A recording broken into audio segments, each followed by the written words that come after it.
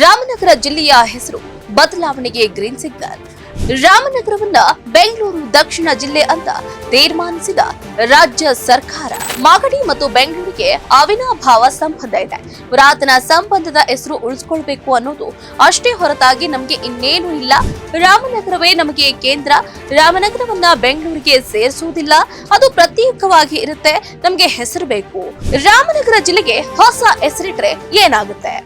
ನಮಸ್ಕಾರ, ಸ್ಪೇಡ್ ನ್ಯೂಸ್ಗೆ ಸ್ವಾಗತ. ನಾನು ಚಂದ್ರಕಲಾ ಗೋವಿಂದಪ್ಪ. ರಾಮನಗರ ಜಿಲ್ಲೆಯ ಹೆಸರು ಬದಲಾವಣೆಗೆ ಗ್ರೀನ್ ಸಿಗ್ನಲ್.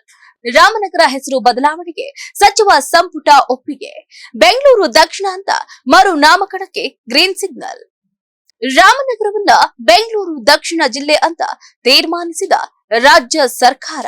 ರಾಮನಗರ ಜಿಲ್ಲೆಯ ಹೆಸರನ್ನ ಬೆಂಗಳೂರು ದಕ್ಷಿಣ ಅಂತ ಬದಲಾಯಿಸುವಂತೆ ರಾಮನಗರ ಜಿಲ್ಲೆಯ ಜನಪ್ರತಿನಿಧಿಗಳಿಂದ ಸರ್ಕಾರಕ್ಕೆ ಬೇಡಿಕೆ ಸಲ್ಲಿಸಿದ್ದು ಜುಲೈ 9, 2024ರಂದು ಸಿಎಂ ಸಿದ್ದರಾಮಯ್ಯ ಹಾಗೆ ಉಪಮುಖ್ಯಮಂತ್ರಿ ಡಿಕೆ ಶಿವಕುಮಾರ್ ಅವರನ್ನ ಭೇಟಿಯಾದ ಜನಪ್ರತಿನಿಧಿಗಳು ಈ ಕುರಿತಂತೆ ಮನವಿಯನ್ನ ಸಲ್ಲಿಸಿದರು. ಮನವಿಗೆ ಸಕಾರಾತ್ಮಕವಾಗಿ ಸ್ಪಂದಿಸಿದ್ದ ಸಿಎಂ ಸಿದ್ದರಾಮಯ್ಯ ಹಾಗೆ ಉಪಮುಖ್ಯಮಂತ್ರಿ ಡಿಕೆ ಶಿವಕುಮಾರ್ ಶೀಘ್ರವೇ ಈ ಕುರಿತಂತೆ ನಿರ್ಧಾರ ಕೈಗೊಳ್ಳುವುದಾಗಿ ಹೇಳಿದರು. ಈ ವಿಚಾರವಾಗಿ ಸಿಎಂ ಸಿದ್ದರಾಮಯ್ಯನವರ ಭೇಟಿಯ ಬಳಿಕ ಡಿಸಿಎಂ ಡಿಕೆ ಶಿವಕುಮಾರ್ ಮಾತನಾಡಿ, ನನ್ನ ನೇತೃತ್ವದಲ್ಲಿ ಸಿಎಂ ಭೇಟಿ ಮಾಡಿದ್ದೀವಿ. ನಾವೆಲ್ಲ ಬೆಂಗಳೂರಿನವರೇ. ಮೊದಲು ಬೆಂಗಳೂರು ಜಿಲ್ಲೆಗೆ ರಾಮನಗರ ಸೇರಿತ್ತು, ನಂತರ ಪ್ರತ್ಯೇಕ ಜಿಲ್ಲೆಯನ್ನಾಗಿ ಮಾಡಲಾಯಿತು ಅಂದ್ರು. ಈಗ ರಾಮನಗರ ಬದಲಿಗೆ ಬೆಂಗಳೂರು ದಕ್ಷಿಣ ಜಿಲ್ಲೆಯಾಗಿ ಹೆಸರು ಬದಲಿಸುವಂತೆ ಕೋರಲಾಗಿದೆ. ಇದಕ್ಕೆ ಸಿಎಂ ಕೂಡ ಸಹಮತವನ್ನ ವ್ಯಕ್ತಪಡಿಸಿದ್ದಾರೆ. ಸಚಿವ ಸಂಪುಟ ಸಭೆಯಲ್ಲಿ ಈ ಬಗ್ಗೆ ಚರ್ಚೆ ಕೂಡ ನಡೆಯಿತು. ಬಳಿಕ ಹೆಸರು ಬದಲಾವಣೆ ಆಗುತ್ತೆ ಅಂತಾನೂ ಕೂಡ ಹೇಳಿದ್ರು. ಹೀಗಿರುವಾಗ ರಾಮನಗರವೇ ಹೆಡ್ ಕ್ವಾರ್ಟರ್ಸ್ ಆಗಿರಲಿದೆ.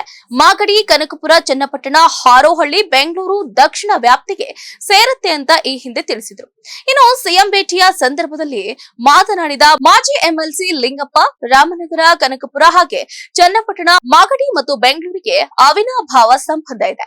ಪುರಾತನ ಸಂಬಂಧದ ಹೆಸರು ಉಳಿಸಿಕೊಳ್ಬೇಕು ಅನ್ನೋದು ಅಷ್ಟೇ ಹೊರತಾಗಿ ನಮಗೆ ಇನ್ನೇನು ಇಲ್ಲ.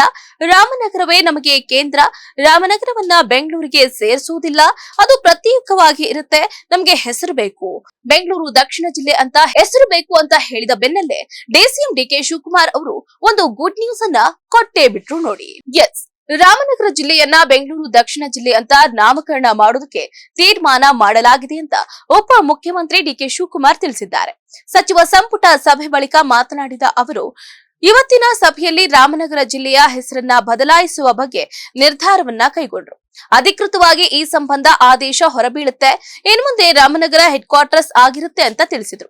ಕರ್ನಾಟಕ ಸರ್ಕಾರವು ರಾಮನಗರ ಜಿಲ್ಲೆಯನ್ನ ಬೆಂಗಳೂರು ದಕ್ಷಿಣ ಅಂತ ನಾಮಕರಣ ಮಾಡುವ ನಿರ್ಧಾರವನ್ನ ಜುಲೈ 2024ರಲ್ಲೂ ಕೂಡ ತೆಗೆದುಕೊಂಡಿತ್ತು. ಈ ನಾಮಕರಣವು ಬ್ರ್ಯಾಂಡ್ ಬೆಂಗಳೂರು ಹೆಸರಿನ ಮೂಲಕ ಜಿಲ್ಲೆಗೆ ಅಭಿವೃದ್ಧಿ ಮತ್ತು ಹೂಡಿಕೆ ಆಕರ್ಷಿಸುವುದಕ್ಕೆ ಉದ್ದೇಶಿತವಾಗಿದೆ. ಯಾವುದೇ ಜಿಲ್ಲೆಯ ಹೆಸರನ್ನ ಬದಲಾವಣೆ ಮಾಡೋದಕ್ಕೆ ಕೇಂದ್ರ ಗೃಹ ಸಚಿವಾಲಯದ ಒಪ್ಪಿಗೆ ಬೇಕಾಗುತ್ತೆ.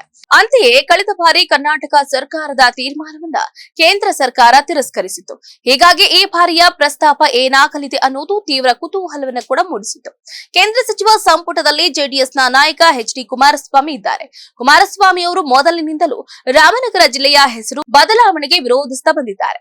ಡಿಕೆ ಶಿವಕುಮಾರ್ ಹಾಗಂದ್ರೆ ಈ ವಿಷಯಕ್ಕೆ ಸಂಬಂಧಪಟ್ಟಂತೆ ಏನಂದ್ರು? ರಾಮನಗರ ಹೆಸರು ಬದಲಾವಣೆಯ ಅಧಿಸೂಚನೆ ಇವತ್ತು ಆಗುತ್ತೆ.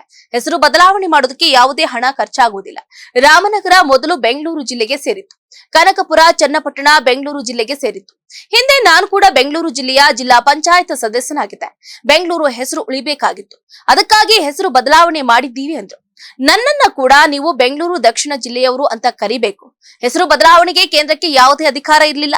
ಕೇಂದ್ರ ಗಮನಕ್ಕೆ ತರಬೇಕಾಗಿತ್ತು. ಹಾಗಾಗಿ ಹೆಸರನ್ನ ಕಳಿಸಿಕೊಟ್ಟಿದ್ದೀವಿ ಅಷ್ಟೇ. ವಿಶ್ವದಲ್ಲೇ ಬೆಂಗಳೂರು ದಕ್ಷಿಣ ದೊಡ್ಡದಾಗಿ ಬೆಳೀತಾ ಇದೆ. ಕಾನೂನು ಚೌಕಟ್ಟನ್ನ ಗಮನದಲ್ಲಿ ಇಟ್ಕೊಂಡು ಹೆಸರು ಬದಲಾವಣೆ ಮಾಡಿದ್ದೀವಿ. ಕ್ಷೇತ್ರದಲ್ಲಿ ಯಾವುದೇ ಬದಲಾವಣೆ ಇರುವುದಿಲ್ಲ.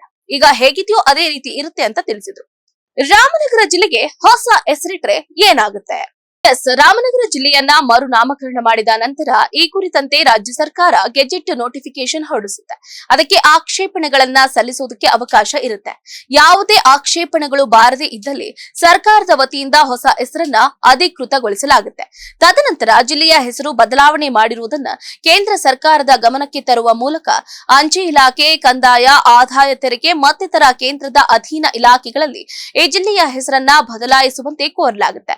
ಇತ ರಾಮನಗರದ ನಂತರದ ಜಿಲ್ಲೆಯ ಎಲ್ಲಾ ಸರ್ಕಾರಿ ಕಚೇರಿಗಳ ಸರ್ಕಾರಿ ಅಧೀನ ಸಂಸ್ಥೆಗಳ ಬೋರ್ಡ್ಗಳಲ್ಲಿ ರಾಮನಗರ ಹೆಸರು ಬದಲಾವಣೆ ಮಾಡಲಾಗುತ್ತೆ ಅಂತ ಹೇಳಲಾಗ್ತಿದೆ.